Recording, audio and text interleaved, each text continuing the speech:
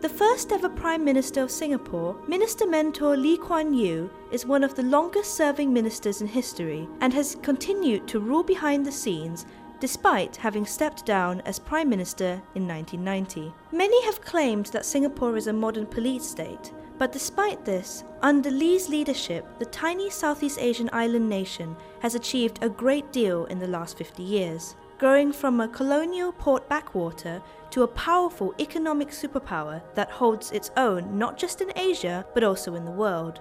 From a country weakened by the Second World War, overrun by communists, and experiencing numerous racial riots after a much-anticipated merger with Malaysia failed, Lee succeeded in building up the nation, calming down racial tensions, and driving investment into Singapore by inviting foreign companies in. Today, Singapore's GDP represents 0.48% of the world's economy and is much higher than the other nations in Asia.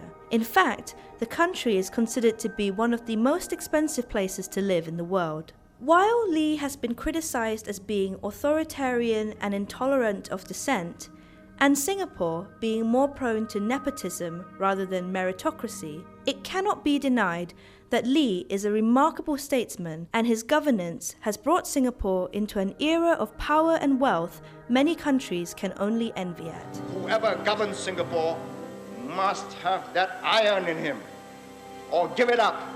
This is not a game of cards. This is your life and mine. I've spent a whole lifetime building this. As long as I'm in charge, nobody's going to knock it down. And even from my sick bed, even if you are going to lower me into the grave and I feel that something is going wrong, I'll get up.